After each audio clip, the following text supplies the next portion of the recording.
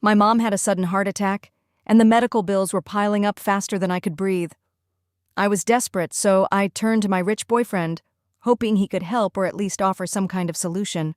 But instead of the support I expected, he unleashed a tirade that hit harder than anything I'd ever heard. "So this is why you're with me? Just for my money? You're no different from those other women throwing themselves at me. You're all the same, pathetic and shameless." Before I could even react, he shoved me out the door. Later, when he finally understood the full story, he handed me a bank card, no questions asked.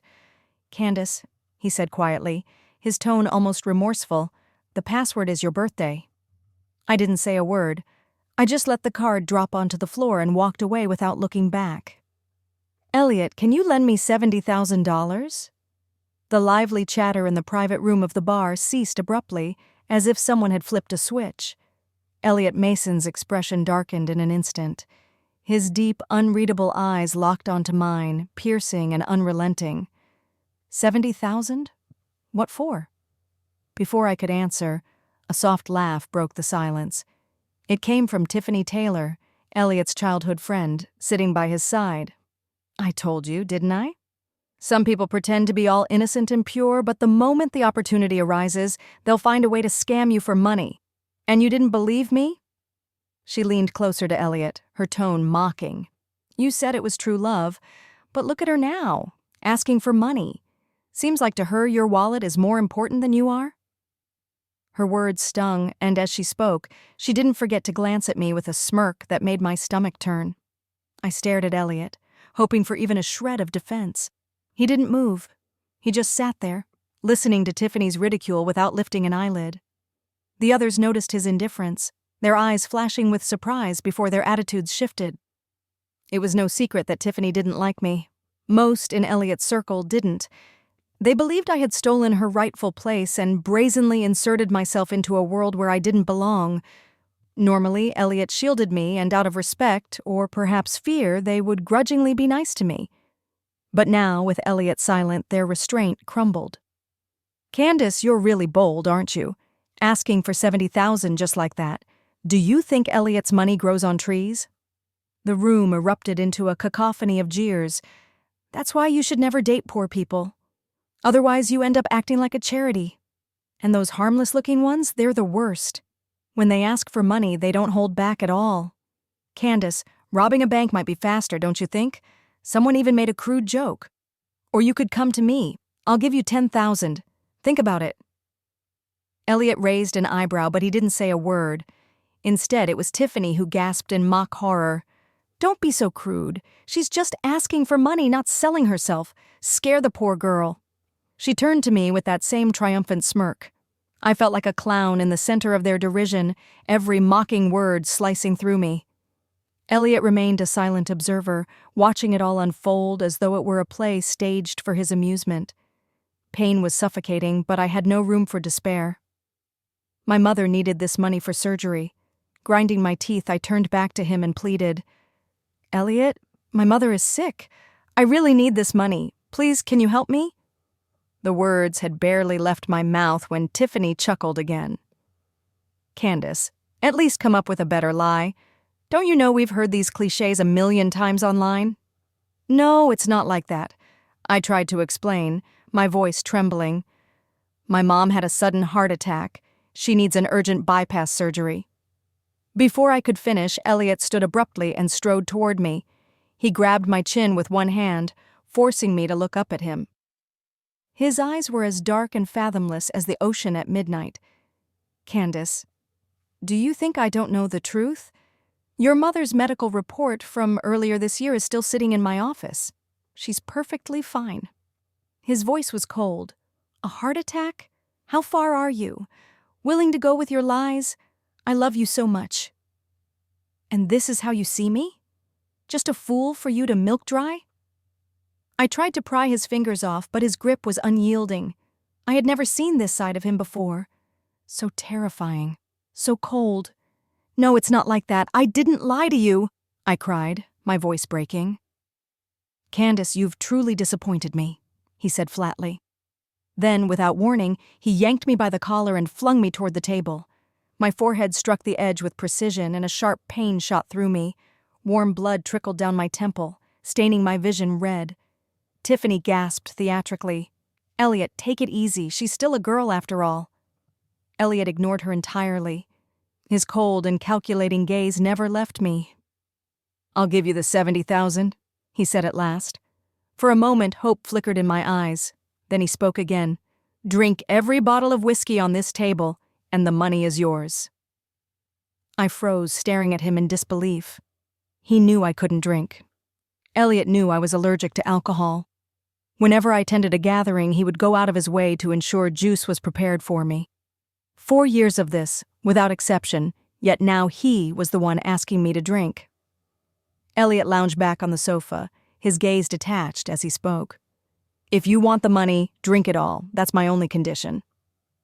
For the first time, I found him unrecognizable. But I had no choice. I needed the money. "All right," I said, forcing the word out. Bottle after bottle, I downed the drinks. I lost track of how many I consumed, or even what they were. At some point I was drinking and vomiting simultaneously, my face drenched in a mix of tears and alcohol. Everyone watched with a kind of twisted excitement, like spectators at a circus. At last, the final bottle was empty. Dizzy and trembling, I looked at Elliot, who sat there calmly, utterly unaffected. "Now, can you lend me the money?" I asked. He glanced at me with disdain. "What makes you different from those women who throw themselves at me? You're just as cheap." With that, he motioned for the security guards to throw me out. I collapsed on the pavement outside the bar, unable to move. My vision blurred. The night sky above seemed vast and indifferent. "Elliot, has 4 years meant so little that you can't even trust me at night?" I nearly suffocated from an allergic reaction to the alcohol. Fortunately, someone kind-hearted rushed me to the hospital in time. The next morning I woke up on a hospital bed to find Connor Wright sitting nearby. He was my mother's attending physician. When he saw I was awake, his expression darkened. "Do you have any idea how dangerous it is for someone with an alcohol allergy to drink? Are you trying to gamble with your life? What happens if you're gone? We'll take care of your mother." His scolding left me speechless, and I lowered my head in shame. "I'm sorry, doctor." "Right. I'll be more careful next time," I murmured. He stood up, lightly patting my head. "You'll get through this," he said gently. I nodded and he finally left, reassured. Just as I was trying to figure out my next steps, my phone buzzed with a message. It was from Tiffany. Seeing its contents, I didn't even think before throwing off the blanket and leaving the hospital. My stomach churned, but I couldn't let that slow me down. When I arrived at the cafe, Tiffany was there, waiting leisurely. "Will you lend me the 70,000? I asked directly. She took a small sip of her coffee, her expression mocking. "Sure, but on one condition. Even if it were 10 conditions, I would have agreed without hesitation." "Stay away from Elliot. If you promise that, the money is yours," she said, pulling a bank card from her bag and waving it lightly in the air. I hesitated. One side was my critically ill mother, and the other was the man I loved. I had no choice. I reached for the card, but before I could grab it, another hand snatched it away. It was Elliot, his face dark with anger. I stared at him in disbelief. How was he here? Seeing the smug satisfaction in Tiffany's eyes, I instantly understood. Elliot snapped the card in half and threw the pieces onto the ground. His voice was cold and sharp. "Candace, I really underestimated you. The act you put on before was quite convincing, but now, for a mere 70,000, you can't keep up the pretense. If you played your part a little longer, I might have even given you 150,000. I didn't argue. My gaze fell to the broken card on the floor. I reached out, hoping to salvage the situation somehow. Before I could touch it, his foot stomped down, grinding it into the ground. "I despise women like you, willing to do anything for money," he said coldly. "If money is what you want, then I'll make sure you get none. Not from me, not from anyone else." Turning to Tiffany, he added, "If anyone dares to give Candace money, they're going against me, against my family." With that, he stormed out, his entourage following close behind. I sank to the ground, staring at the shattered card fragments. Tears spilled from my eyes, falling unchecked. My phone rang suddenly, the sound cutting through the silence. It was Dr. Wright. "Candace, you need to come to the hospital immediately. Your mother's condition has worsened," he said. A jolt of adrenaline shot through me. I scrambled to my feet, nearly collapsing from dizziness. By the time I staggered into the hospital, Dr. Wright met me at the door. He shook his head solemnly, stepping aside to reveal my mother lying lifeless. On the bed behind him, she was gone forever. I collapsed onto the ground, utterly drained of strength. Dr. Wright knelt beside me, his voice a distant hum of consolation. But none of his words could reach me. My mother's words from long ago echoed faintly in my mind. "I don't oppose your relationship with Elliot," she had said, her tone cautious. "We're just an ordinary family.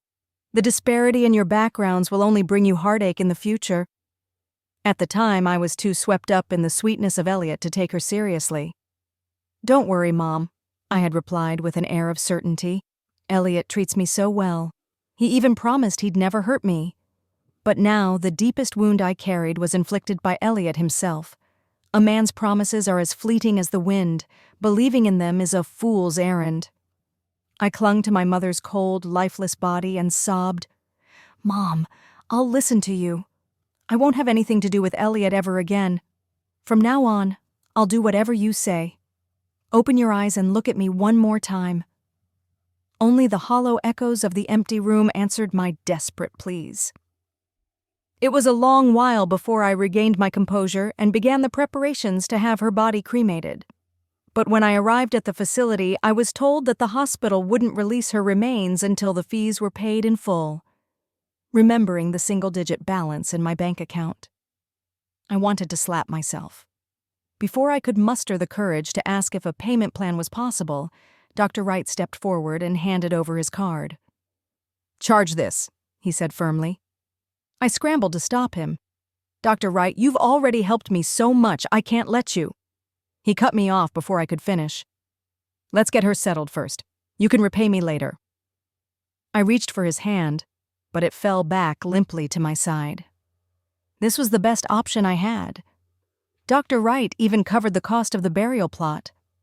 All I could do now was find a job as soon as possible and repay him. With his help, the arrangements were completed quickly. My mother and I had few friends, so the ceremony was quiet, just the two of us. As we drove to the cemetery, the sky darkened and a cold rain began to fall. The workers handled her urn with care, placing it gently in the prepared niche. They sealed it, packed the soil, and stepped back. Her greatest wish had been to see me find a place of happiness and stability, but even in death he hadn't lived to see that day. Dr. Wright broke the silence. "What are your plans now?" "I'll stay here," I replied softly. He looked at me puzzled. "Here." I explained that the cemetery was hiring. I wanted to stay close to her, even if it meant working. In this quiet, somber place, I had always thought time was abundant, that I'd have endless days to spend with her. But time is a thief, and life can change in an instant. Now I could only hold on to what little remained.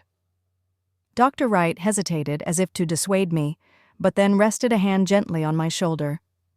"As long as you live well, that's the greatest comfort you can give her." After the funeral, he offered to drive me home. I lowered my head.